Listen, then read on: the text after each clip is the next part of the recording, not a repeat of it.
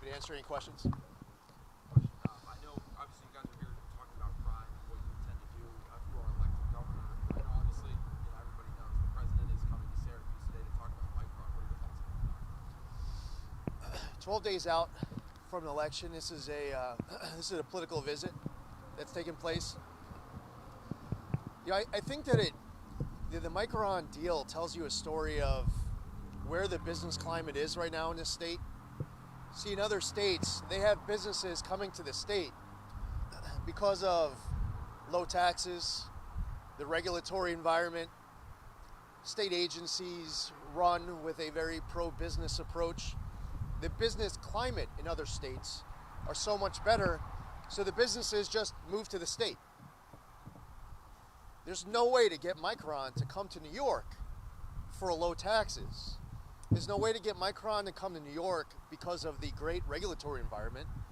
They're not coming here because the state agencies are run by, with this great pro-business culture. They're not coming here because we have one of the best business climates in the country.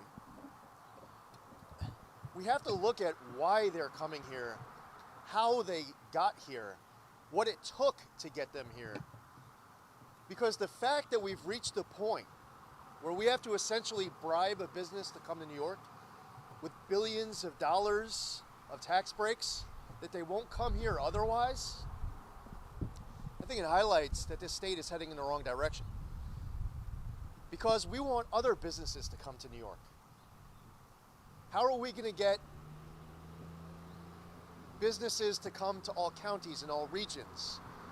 Because there are a whole lot more jobs that need to be regained to get us back to where we were, by the way, pre-pandemic. You look at these other states and their employment numbers, they are doing better than pre-pandemic. They are back and then some. Not New York. Why is that? And how do we fix that? Now, if we decide that the only way that we can really fix that is by just giving out billions of dollars to each of these companies, money doesn't just grow on some magical Albany tree. It's coming from your pocket. So listen, we'll get to office January 1st. We'll work with Micron. We'll do whatever we can to improve the business climate in this state. That's very important. But as far as bringing other businesses here, we have to really get much smarter with our mindset.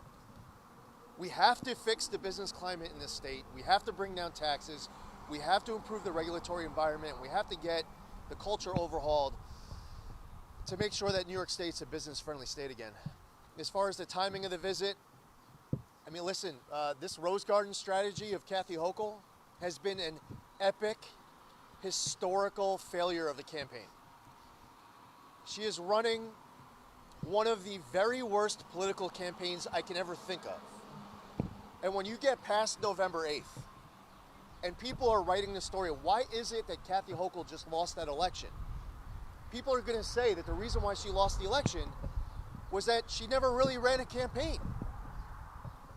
I spend my entire day with the people. You could go on social media, look at the rally that we had last night in Liverpool. And just before that, we were in Utica. We'll have rallies today in multiple places. Yesterday morning started at a gas station in Glendale. That video is on social media as well. All day, every day, we spend with the people. And we spend with all of you. So I saw it reported that yesterday, post-debate, it was promised the media that Kathy Hochul would be answering questions. And then I saw that reporters were posting on social media that instead of actually answering the questions, she ran away. There's just so much that's so wrong about how she's running the campaign. If she wants to campaign with Joe Biden every day between now and November 8th, I don't care. I could care less who she decides to stand next to, because I'm not running against that person. I'm running against Kathy Hochul. Kathy Hochul hasn't yet realized that she's running against Lee Zeldin. She thinks that she's running against somebody else. And meanwhile, we're focused on the issues that matter most to New Yorkers. We're talking about rising crime and skyrocketing costs. We're talking about the issues that matter most to New Yorkers. And that's why her lead has evaporated.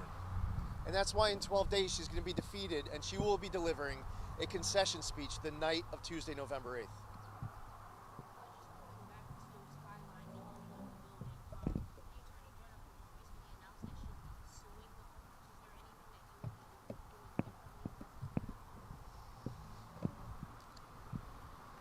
Listen, as far as this individual case,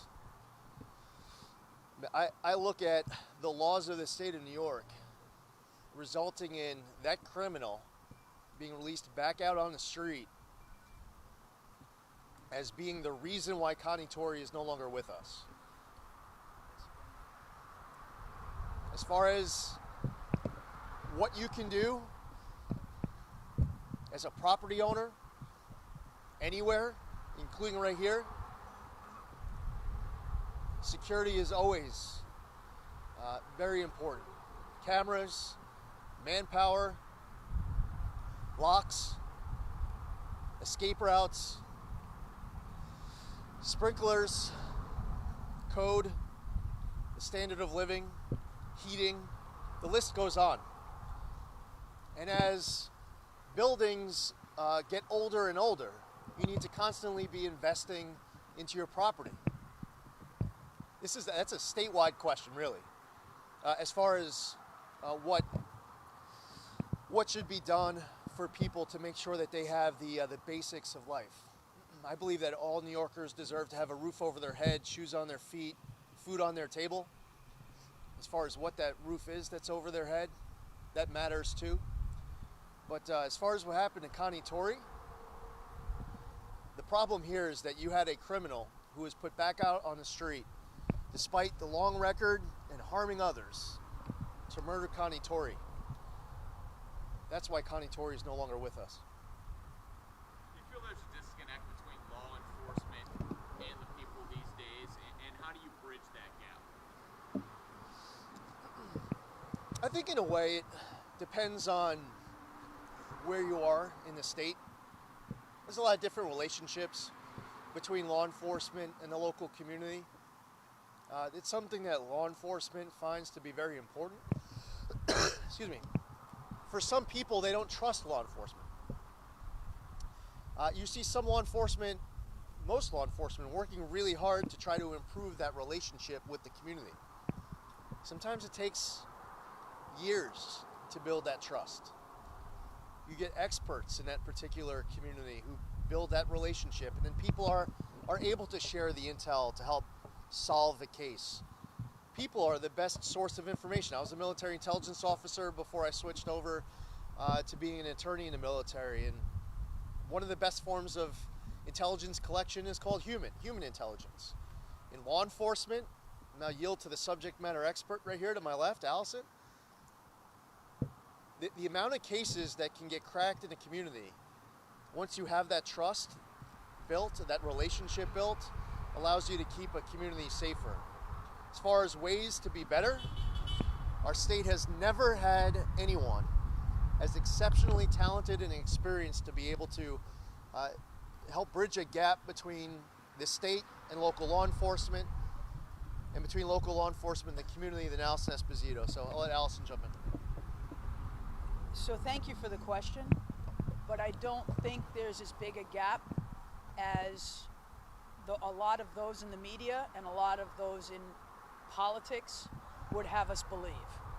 During the pandemic, when cashless bail was rolled out and the criminal justice reform was rolled out and the diaphragm law went into effect in New York City and police officers were being pulled off posts and kind of criminals were testing the waters and coming back out. I was on multiple conference calls with city leaders, with individuals living in the housing developments, with older tenants that were begging to see their cops back. You see, it's a narrative that there's a huge gap of trust between the cops and the community. Don't get me wrong. Nobody hates a bad cop. more than a good cop. Nobody. And there must be transparency and accountability and justice when justice is needed. But 99.9% of good, decent, hard-working law enforcement officers go into this profession, into that calling, because they believe that those who cannot protect themselves deserve to be protected. And they believe in putting themselves and their families on the line for people that they've never met. The narrative has to change. Police need to be celebrated for doing the job that they do. They need to be in the communities that they serve, working with them, gaining their trust. We can always improve.